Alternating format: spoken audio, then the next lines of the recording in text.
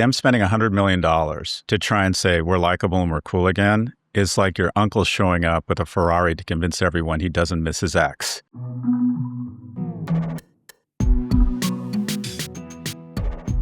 Hi, everyone. This is Pivot from New York Magazine and the Vox Media Podcast Network. I'm Kara Swisher. And I'm Scott Galloway. We've got a lot to get to today. Paramount Skydance is pausing a Warner Brothers Discovery merger until legal challenges are resolved or until June 1st, 2027. That's like a long time from now, folks, whichever happens first. The decision comes after a federal court granted a temporary restraining order preventing the merger from closing for at least 28 days. Paramount is calling the pause a significant win, which it is not, saying it provides a direct path to a trial based on evidence, but investors do not agree, neither does Kara Swisher. Paramount shares hit a 52-week low on the news. The delay could get costly. $650 million per quarter ticking fee begins in October, and if the deal falls apart entirely, Paramount would owe $7 billion breakup fee. By the way, Paramount just brought on Beth Wilkinson, someone I know pretty well as its lead attorney, very good attorney. She successfully defended Microsoft's Activision acquisition. She's also representing Nexstar in its antitrust case. Beth. Yeah. The company you keep. Anyway. She's going to win. She'll win. Well, we'll see. We'll see. What's winning at this point? At this point. So talk a little bit about what you think. I have thoughts on it, but I'd love to hear yours first. Well, I don't think they have a legal leg to stand on. What they have is delay. And delay costs shareholders, employees. It's effective, and they'll probably extract a pound of flesh because in order to win the deal, one of the things that Paramount Skydance offered in the purchase agreement was a ticking fee of $650 million per quarter while this deal sits in limbo. That's roughly $7 million per wait. So these Democratic AGs who are probably sick of a Republican weaponized DOJ have said, fine, what's good for the goose is good for the gander. And they'll probably be able to extract something, whether it's guarantees of certain shooting within their state or spinning a certain thing. They're going to... And, no one, all of a sudden, less than no one is going to know who the California AG is going to be, right? They'll start getting a lot of time on MS Now. So this is political. They'll get some awareness. They might get a pound of flesh. But I think ultimately Beth will bring up a bunch of expert witnesses in the form of economists who will say, merged Warner Brothers Skydance is 8% or 6% of all viewing time versus Netflix at 9% and YouTube at 13%. The market has already voted. Paramount, as you referenced, hit a 52-week low after celebrating what management called a legal win. This was such a Trump thing, trying to pretend this is anything but bad news. And investors understand something executives often don't, and that is winning in court can still mean losing economically.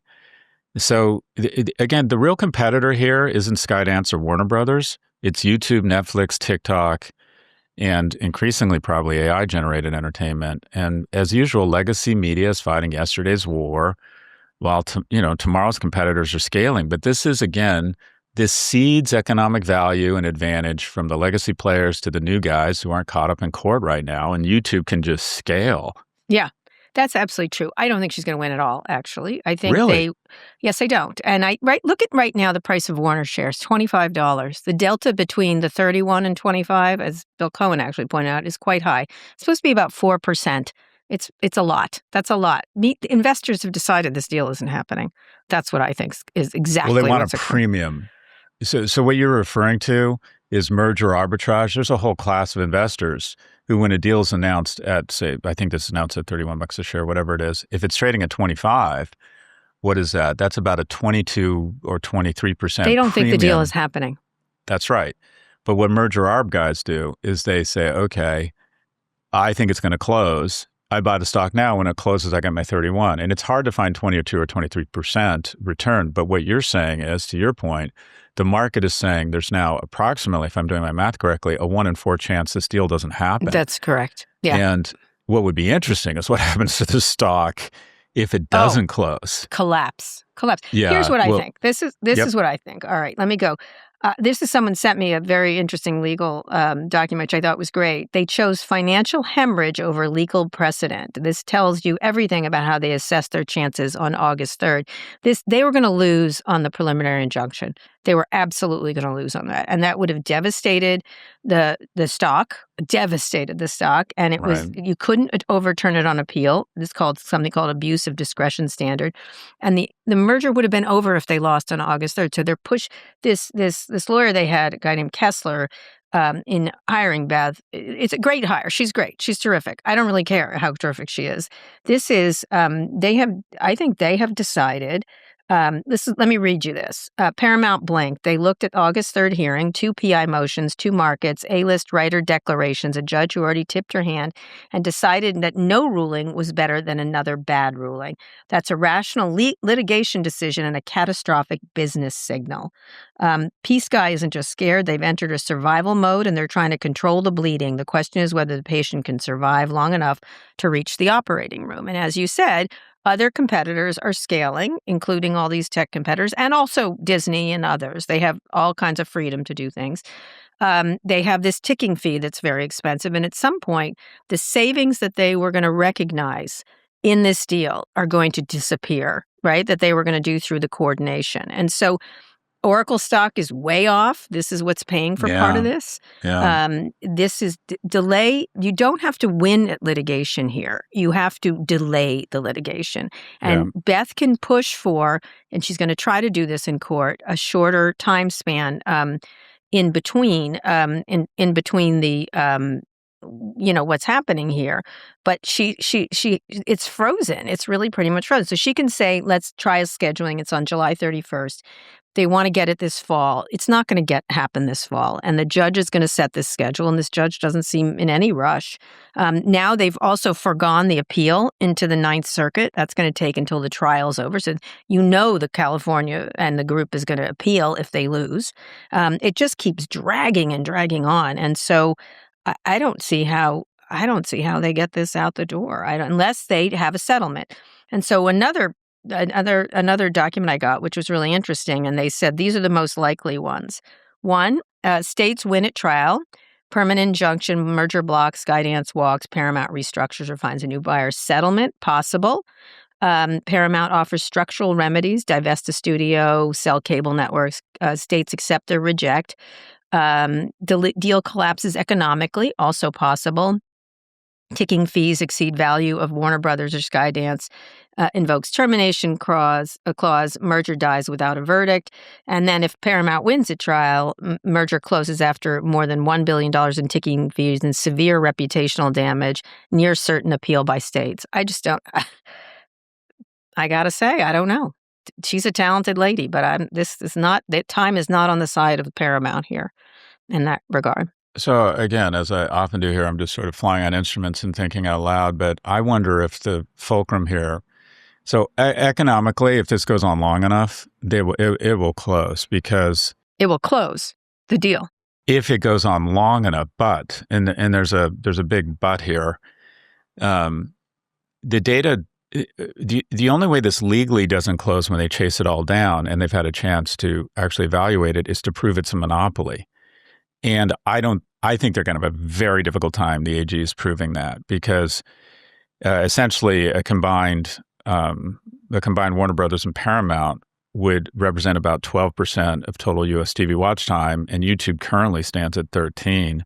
And in terms of box office sales, a combined Paramount and Warner Brothers represent roughly 25% of the domestic box office. Now, having said that, if the fees, if this becomes economically untenable because of delay and ticking fees, they might just throw up their arms and blame Democrats. And by the way, this is political. All 12 AGs filing cases are Democrats here. The judge has decided this was a Biden appointee. But the Trump administration waved it through when lawyers at the Justice Department didn't want to. What's good for the goose is good for the gander. This is, if you're going to weaponize the DOJ against us, whether it's cutting off fees to our greatest research universities with no legal precedent, if it's carving up TikTok like a political give back to your Republican donors, fine. You want to go that way, or waving this deal through when lawyers at the Justice Department did not want it to go through.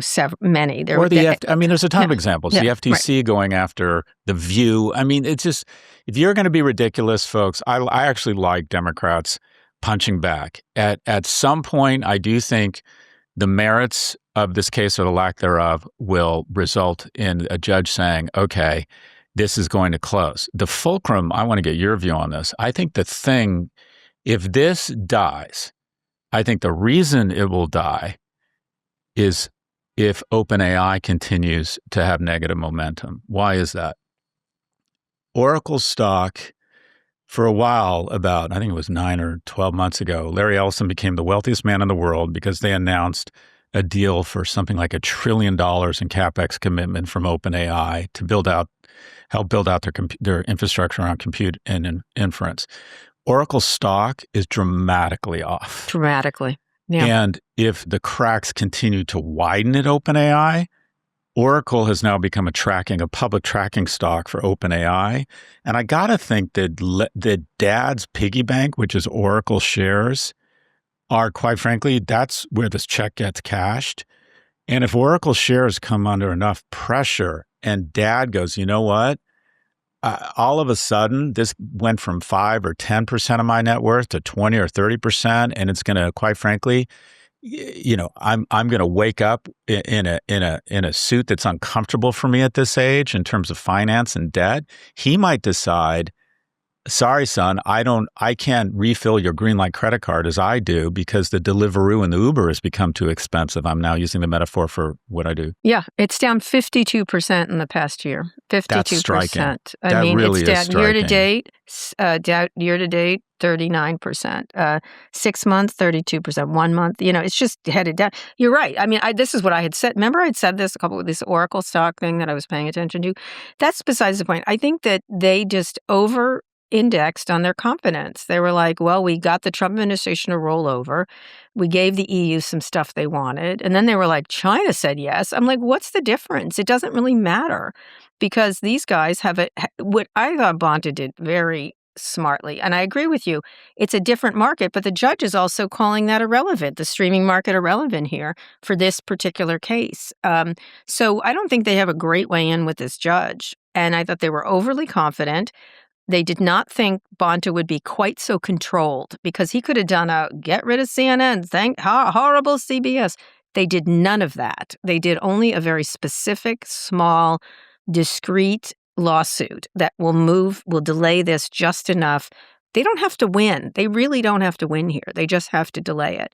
And the question is, how much will the Ellisons put up with to own this? That's the thing. How much they're rich enough to do it. It's just a question of how much they want it, right? I guess on some level. And again, delays in deal making for Warner Brothers, the asset becomes less valuable. They can't make any major deals now. They can't do any major things, and the other people will benefit. It's not a good situation. I think we're in violent agreement here, and that is whether or not the legal merits here are important, but I would argue the legal merits all point to eventually this would close. But they can get in the way of the closing and force the Ellisons to perhaps walk away if they make getting to closing too expensive for them. And it's not only a function of the price and the expense, it's a function of how much money the Ellisons have. If Oracle is down another 50%, I don't think the deal closes. If it's up 20 or 30%, I think they have the staying power to weigh these guys out and hire your very talented friend, who, by the way, has a very handsome trophy husband. I just want to point that out. David. He's dreamy. He's dreamy. Okay. She's going to be mad at us, Oh, really? Yeah. Every now and then I like it when baller women women have like a trophy husband. No, I think he's a very talented journalist. Come on, we've been doing it. Well, anyways, we've been doing that shit forever. I'm going to get a text. Why from should her. you be the only one with a trophy? She thinks we've gone too woke. I think she does think we've gone too woke. Oh well, let me. Word to your mother, sister. A lot of people think that.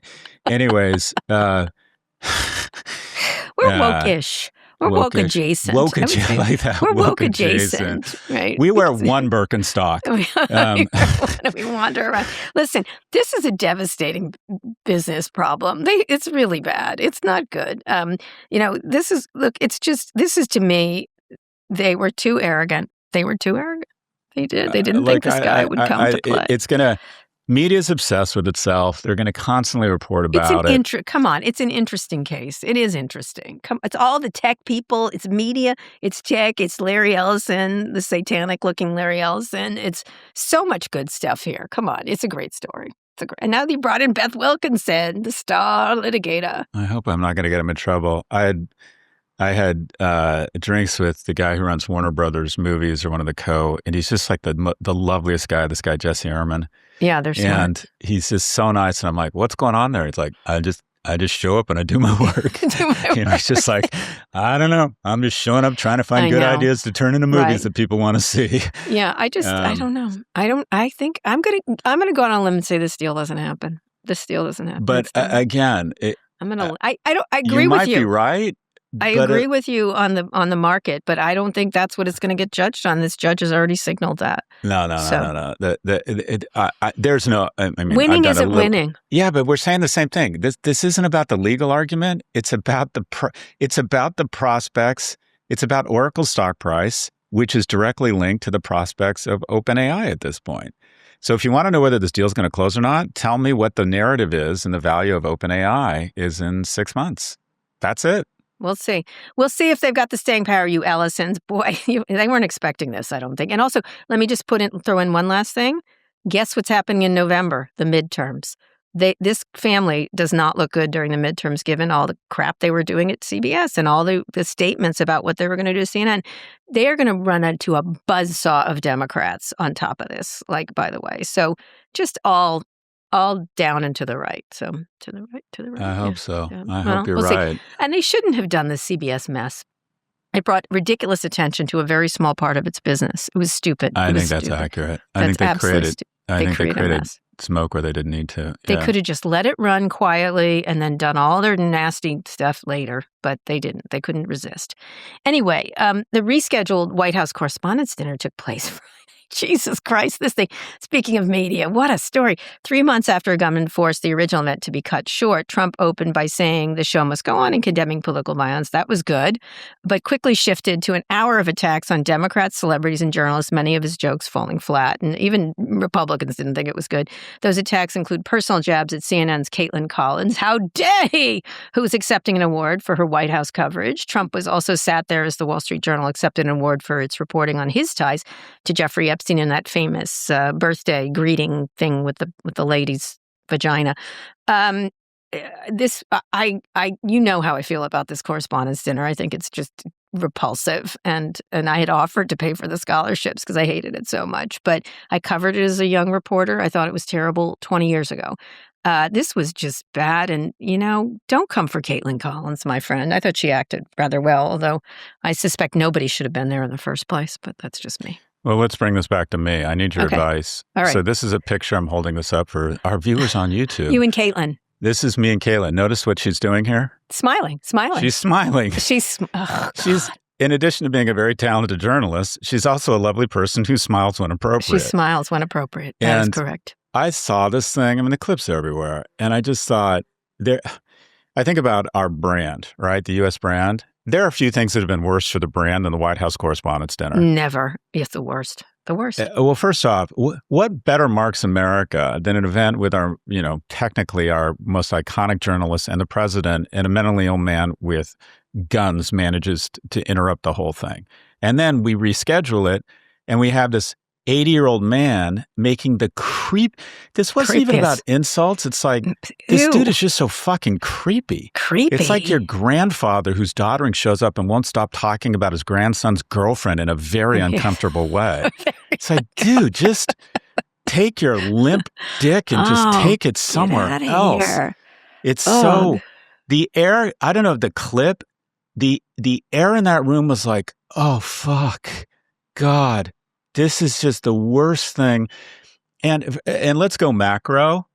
The White House Correspondents' Dinner is like Blockbuster holding an award show for who has the best DVD. No one gives a shit. It's like, come on. The institutions here, there's a theme across all of this. The through line is the institutions are ceding power to individuals and to individual journalists who go on social media. This thing needs to be buried, or at a minimum, Buried. don't invite the president. This thing just was so awkward. Exactly. Just have a nice dinner with you. I'm not a big awards person. I hate awards. I don't go to them anymore because I hate them in the first place. And now I've said, I actually hate them. Why am I going? I've only covered this as a young reporter. I never went. I've gone to the parties. But I've always found it to be this little like ha-ha, laugh with the cabinet members, whether it's Obama people or whether it's Trump people. It's gross. It's gross in a way that really makes people hate journalists. And that was always my issue with it. It's like, it's fine for those cabinet people to go. It's like, whatever, they get to like influence journalists.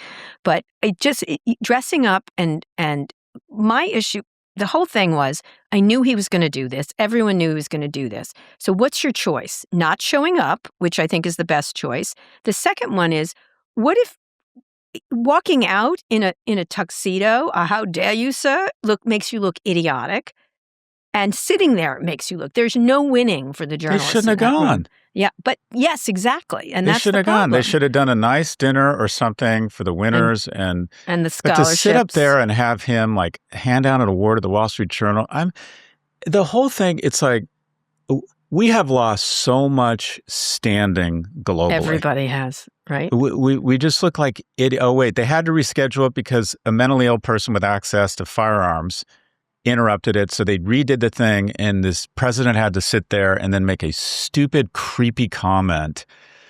It's like how could we damage the brand and just look like a more strange, weird nation than we already look? I agree. And then laughing with him, and then the incoming president of it, Jackie Heinrich from Fox, like laughed and joked it up with him after he did the creepy.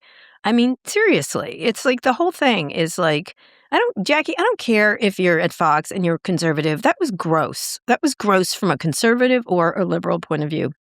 And not just Caitlin, and then using Dylan Mulvaney.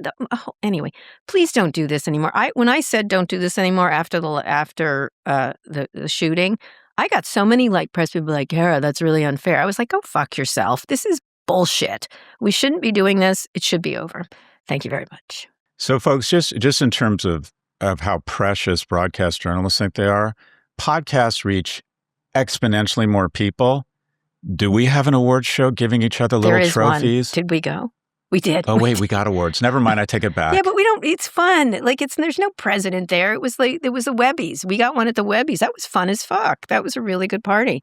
There was no president. There were all these cool people there. It was fun. That's the only one I like because I think it's an actually fun party. But mostly no, right? Do we? Did we gone to any?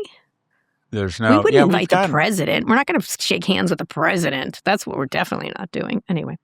Yeah. Anyway, folks, Caitlin Collins, we love you. You did a great. Let me tell you, she acted with a lot of dignity. She's a young woman, and she acted. I would have been slapping him silly, but of course you would have been arrested then. But anyway, it's just terrible to put people in that situation, and putting themselves in that situation is not the best thing either. Anyway, let's go on a quick break. When we come back, Meta pushes AI optimism. Support for this show comes from Delete Me.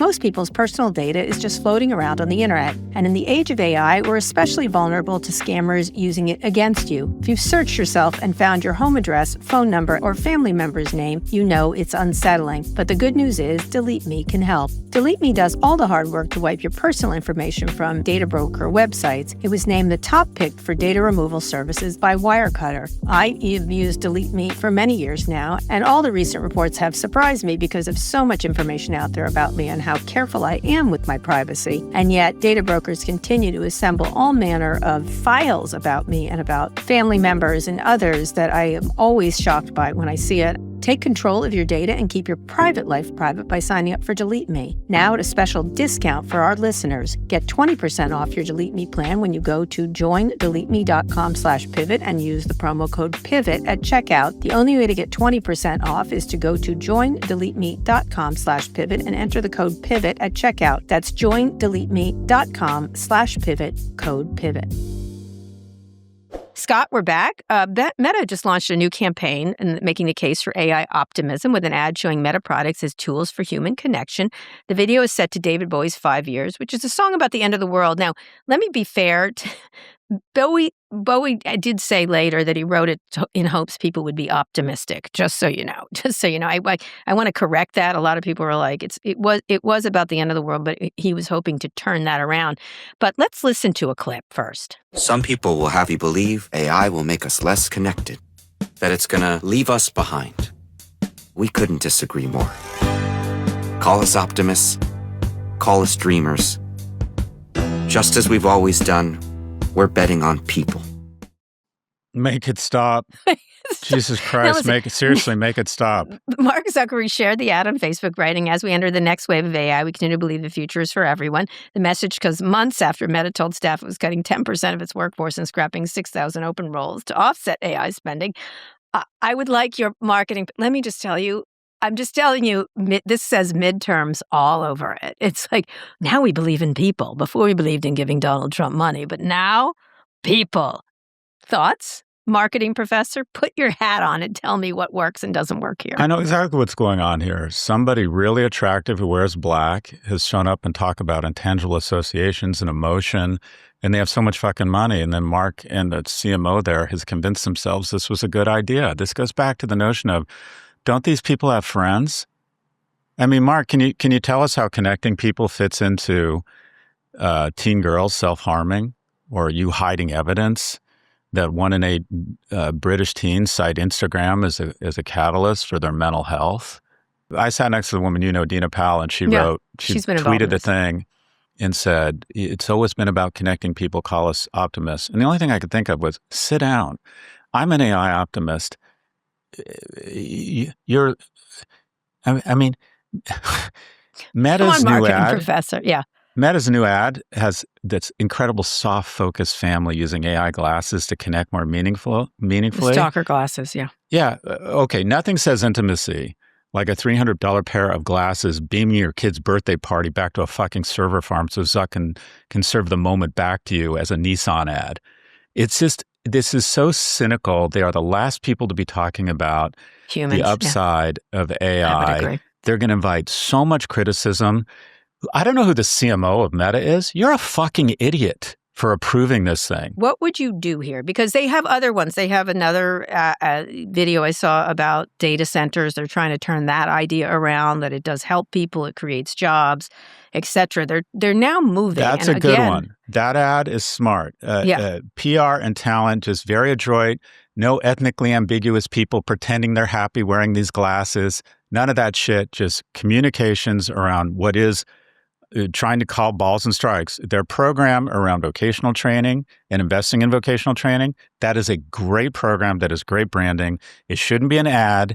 It should be their PR team, which are some of the most talented people in the world, getting that thing placed everywhere, but not running ads on it. This thing is so tough. It's going to invite so much scrutiny around, okay, this is Jeffrey Dahmer running a Jack in the Box commercial. It's just, you just don't do this. What are you thinking? Approving an ad saying that you're AI optimists and you're connecting. What the hell? They also cursed in it. I don't like when they curse in ads. I don't like it. So I find, and I just, when Dina, and she seemed like a lovely woman and she's put terrific. Out the ad, the first thing I thought, I can't do this because she's friends with Kara. I thought, sit down. You're the last people that you should be claiming that you're AI optimist. What do you do if you're trying to get back look, I'm telling you, this is so motivated by what's coming in November and the payback. Right? What do you mean by that? Say more. Because I think they're all, let me just tell you, there isn't a tech company that suddenly hasn't hey girled me recently. All of them. They're like, Kara, we haven't talked in a while, after the Trump thing. Because I'm like, you fuckers for throwing in with Trump, you corrupt pieces of shit, essentially. And now they're like, we need to talk because we believe in safety. I'm getting a lot of safety. We should have a meeting. What you've been saying has really resonated with us. What you're saying about corruption. I was like, aren't you paying the bribes? It's really, I just feel like there's an understanding that there's going to be payback right now. That's one. Two, what would you do? Like at some point, like I know people hate when I say this, but how do you turn it around? Is there a world in which Mark Zuckerberg could do something to not seem like so villainous? Or maybe not. Maybe not. I don't know. I mean, I recall when Gates was villainous, and then until the Epstein stuff, he was non-villainous, right? So what do they have to do to get, what would the ad that you would do here? Let's help them. Let's help them in their thing. Say they're genuinely saying, we made a mistake. We want back into humanity. Or they can't be, or they can't come in back into humanity because they're doing all this other damage. I hate to say it, but it's a Rupert Murdoch brand strategy. Rupert just owns it. He's like, I am who I am. I work behind the scenes. He doesn't run ads trying to make the Murdochs more likable. He doesn't run ads trying to say, Fox, we're good for America. Yeah. Well, there was Fair and Balanced, if you recall, for a minute. Well, okay. But they just, quite frankly, they just own it. And the reality is that the Zuckerberg brand and the Meta brand is, for the most part, a very strong brand for the following reason. America has opted for shareholder value over competence and the well-being of the Commonwealth.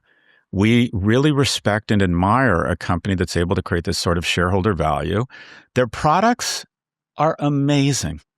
I hate to admit this. I am addicted to Instagram Reels.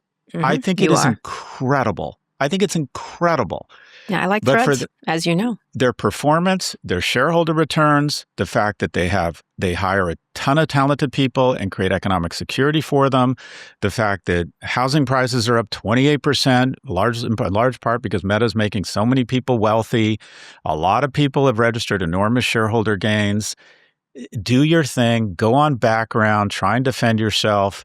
Fine. I think the vocational investment, I think it's $150 million, is absolutely genius. But having an ad where the tagline is presence reimagined, that to me feels like them saying, we already have your face, your friends, and your location. Now we'd like to own your depth perception. I mean, I don't want, they should not bring attention. They have a need to be liked.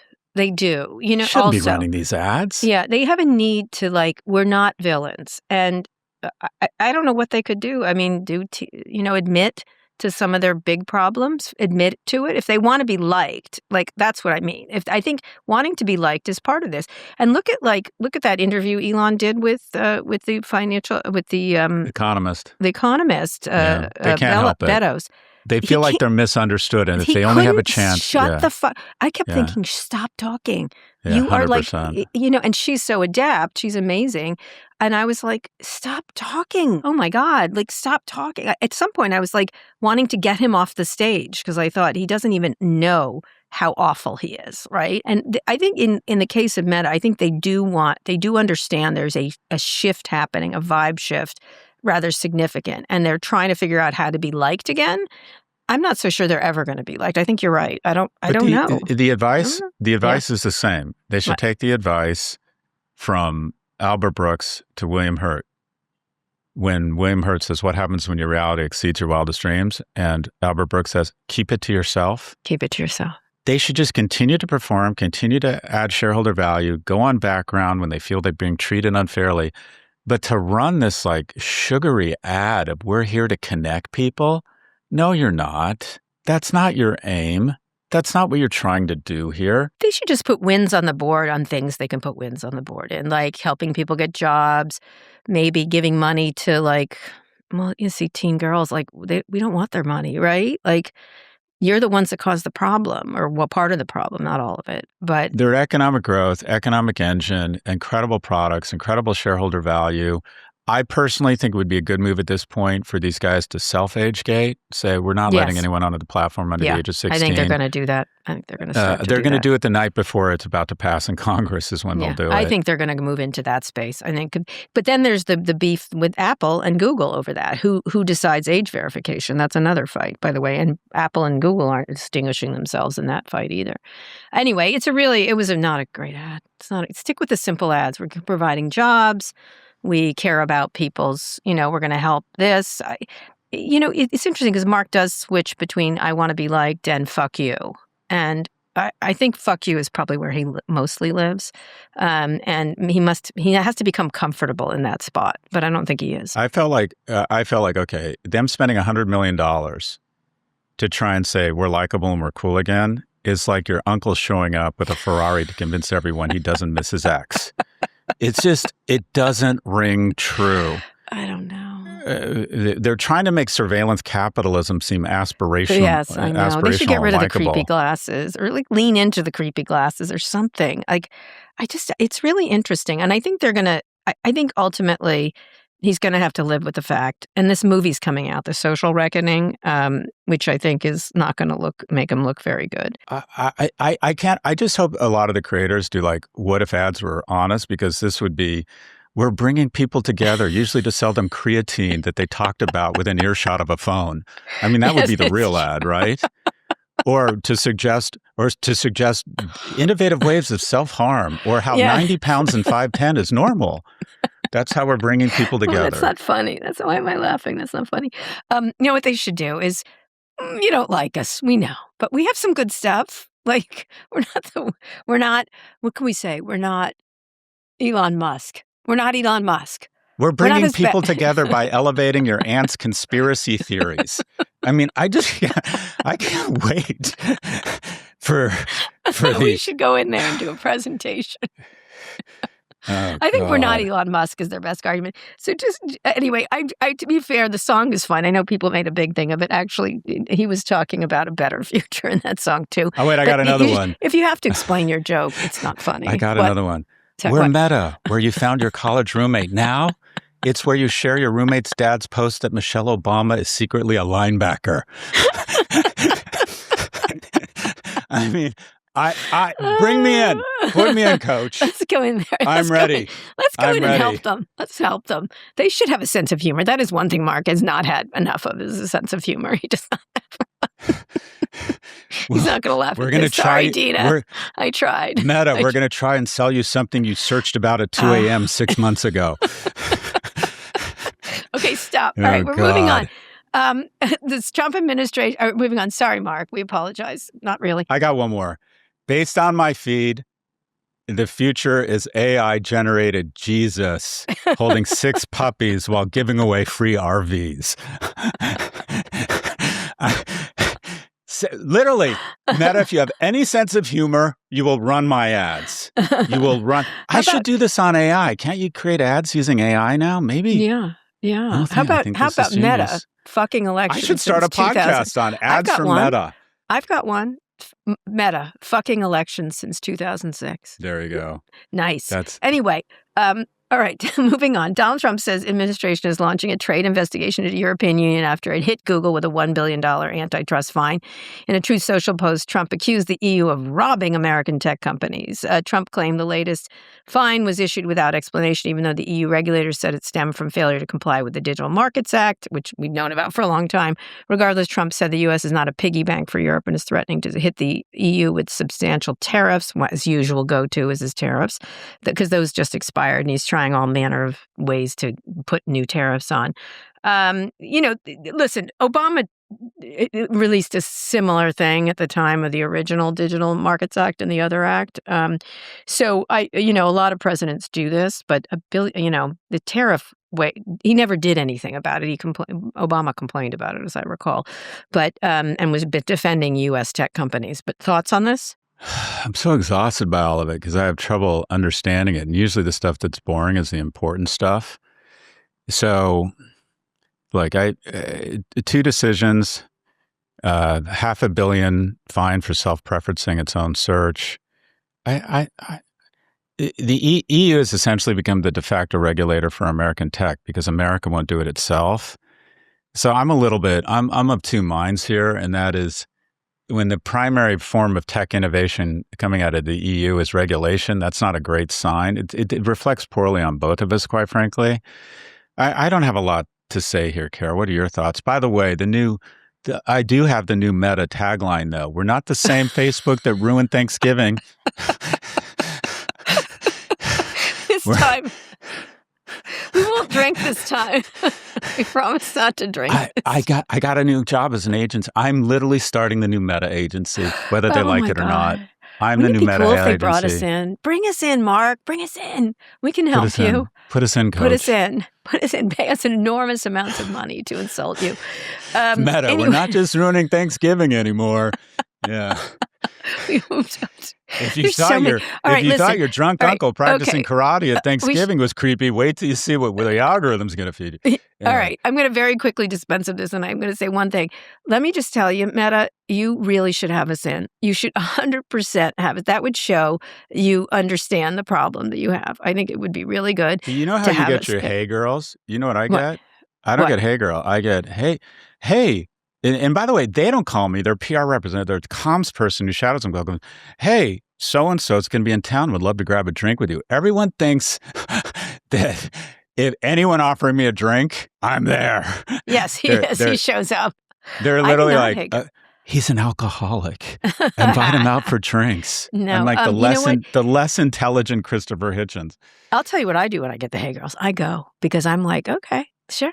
I'm happy to re-engage with you, given I was accurate. No, I want to find shit out. Do you see this picture of me and Caitlin Collins? I see. She's the best. I love that Caitlin Collins. This is my credibility right here. She works hard. I really like Caitlin Collins. All right, with the EU thing, this has been going on forever. We don't do any regulation. They may be guilty of doing too much, but too bad. Y'all knew the fines that were going to be here. Do something about our tech industry in a way that satisfies European regulators. And if you want to operate there, you live by their rules. I'm sorry. And the Trump can complain about it, but hitting with tariffs, his old trick is ridiculous. Tariffs are bad for the economy. They cause inflation. They're stupid. They're a stupid way to hit back, and it's not going to work. So it doesn't matter. So it does. I think it's just a wash in that regard. Remeta, you can keep making jokes all the rest of the show. All right, let's go on a quick break. When we come back, the FDA loosens restrictions on peptides. Ooh, something Scott likes to talk about. We'll talk about what happens next. Scott, we're back and talking about the latest buzzword in wellness, peptides. I'm so tired of hearing about peptides from people after my show.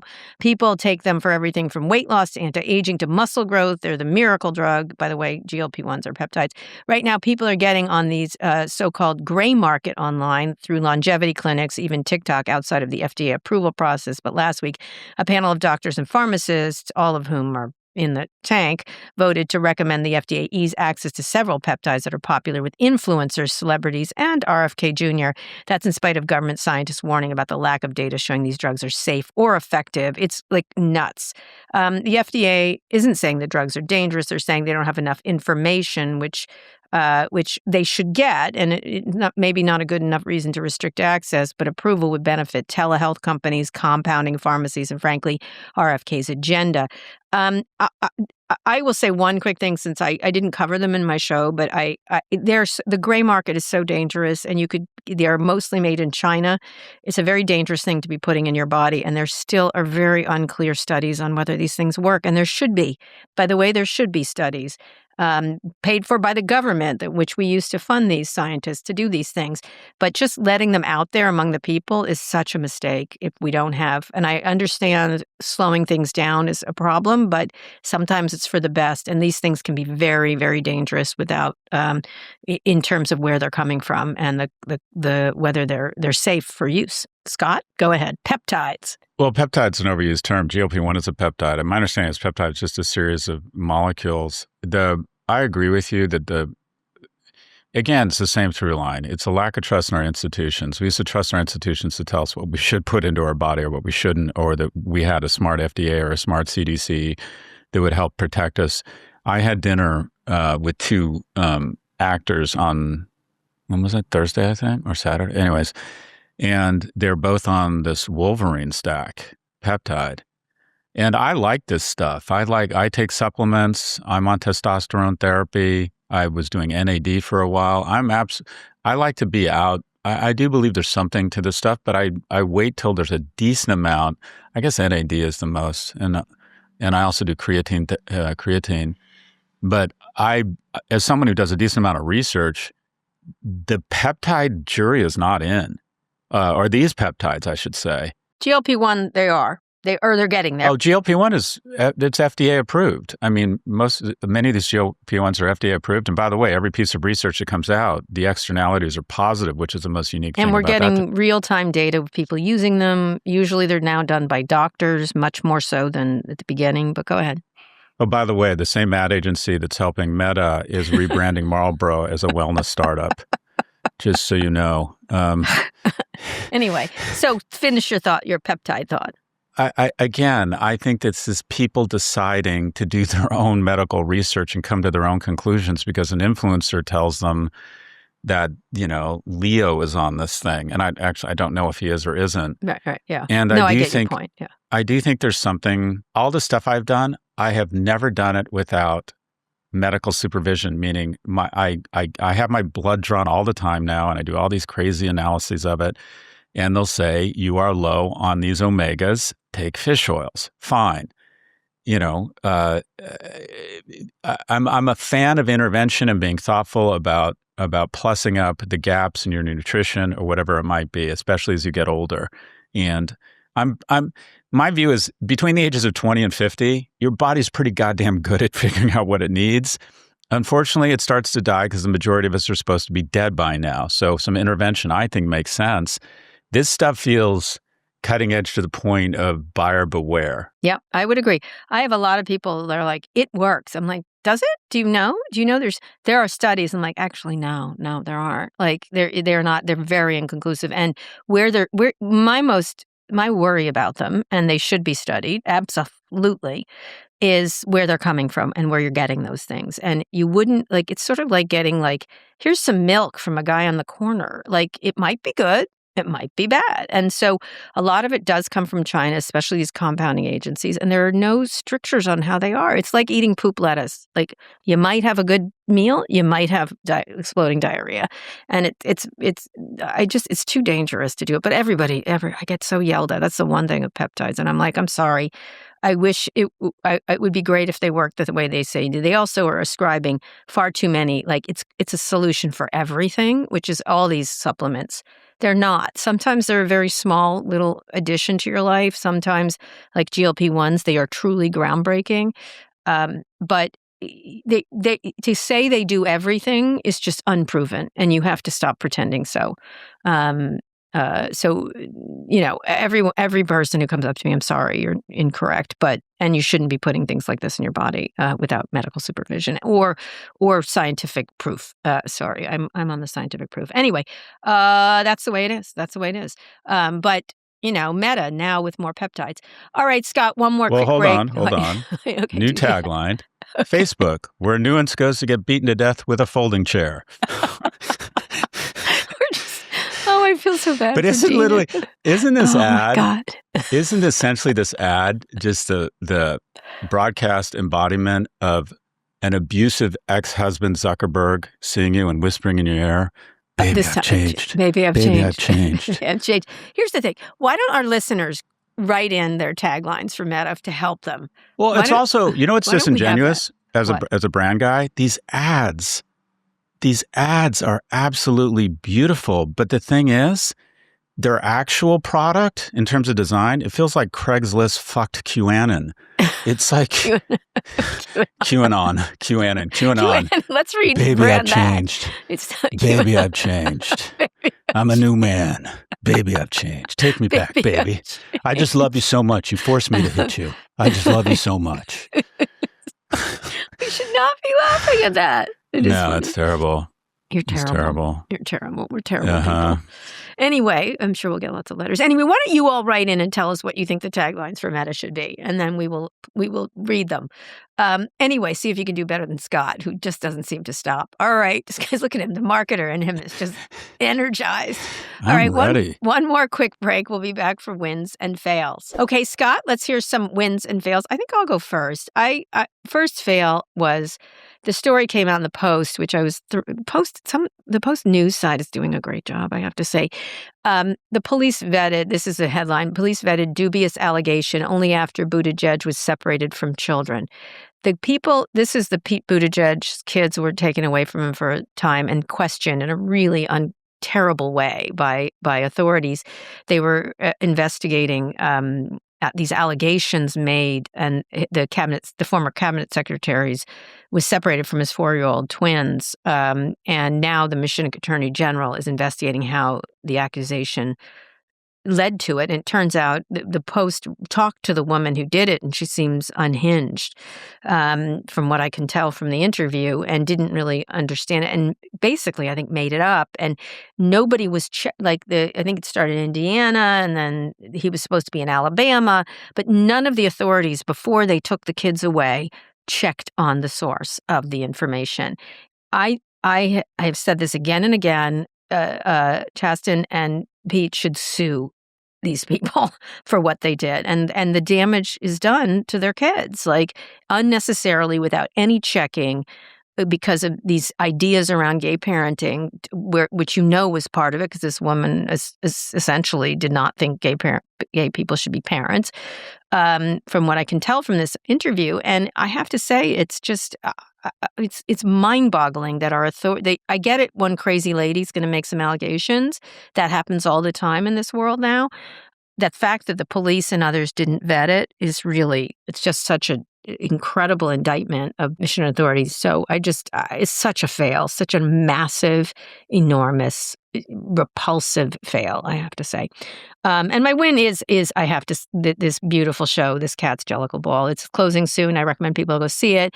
Just beautiful. It's so kind and human forward. Speaking of something that is human forward, and funny, and just everything Broadway's great at. And Clara dressed herself up in this beautiful spangled fierce dress and this wonderful fascinator hat, and it was just a wonderful thing. So I just love when people are out at the theater and in movie theaters and things like that. And so I can't recommend these lovely, joyful, beautiful, artistic, human-centered stuff that's coming out lately. And there seems to be a shift where people just want to get together or else celebrate real humanity, not in meta ads, but in that way. So I would say get out and do something with a lot of people and have some fun.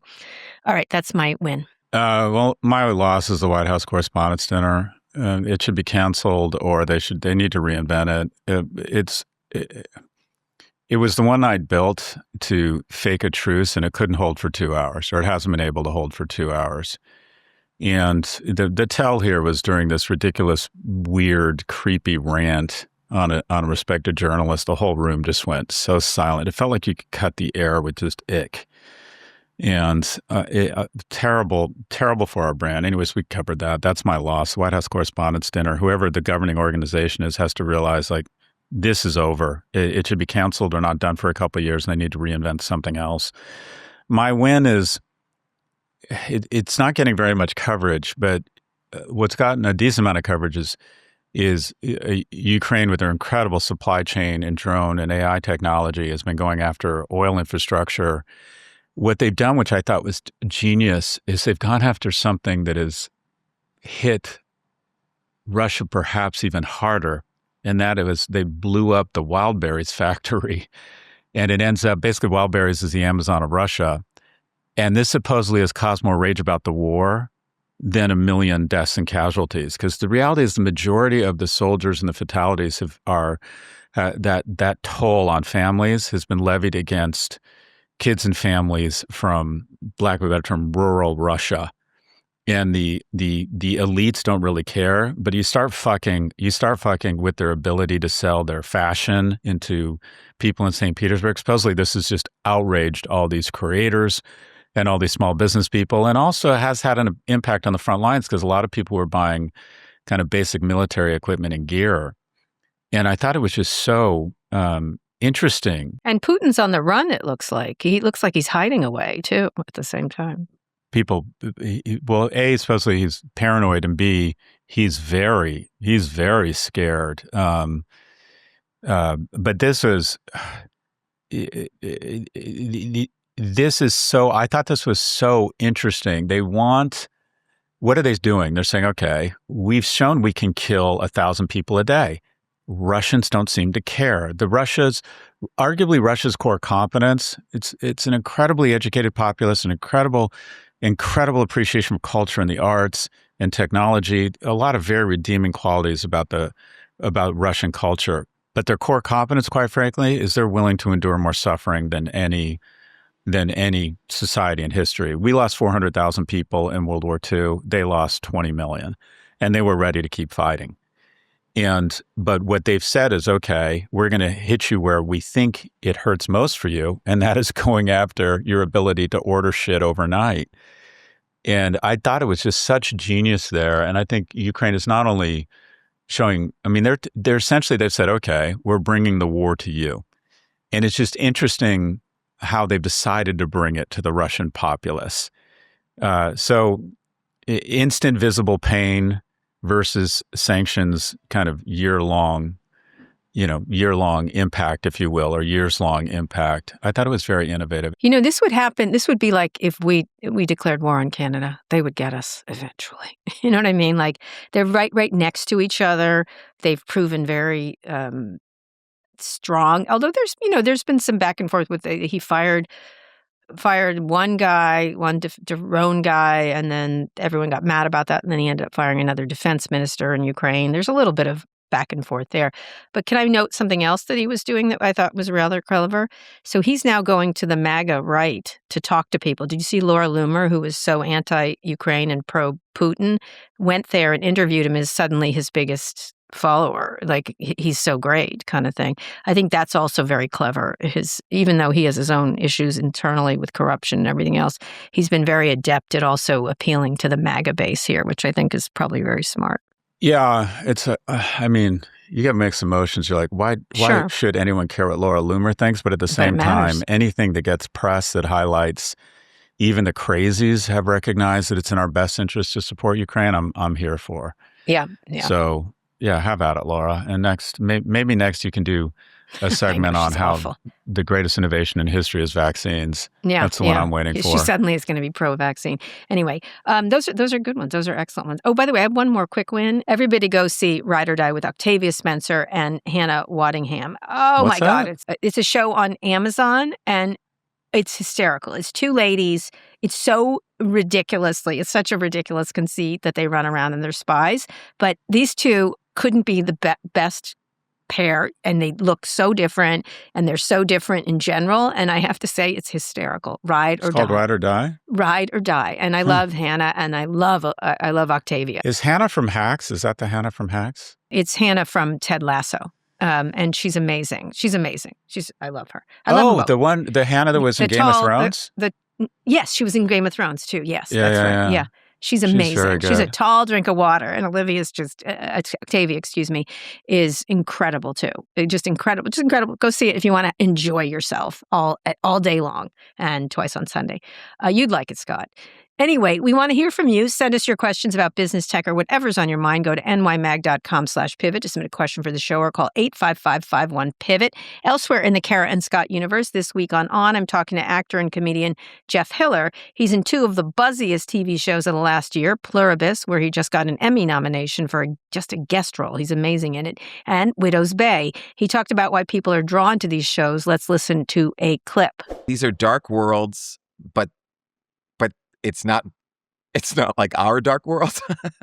It's like we can figure it out. We can pull apart the lore and figure out this mystery, whereas we don't have that kind of control in our own life because there's every time you open the New York Times, it's like, what? That happened? Anyway, he's a really great guy. He's a sort of a character actor, and I love character. There's so many great character actors in all these shows, and also Severance, same thing. Just really nice to see all these shows do so well, and he's terrific. Okay, that's the show. Thanks for listening to Pivot, and be sure to like and subscribe to our YouTube channel. We'll be back on Friday.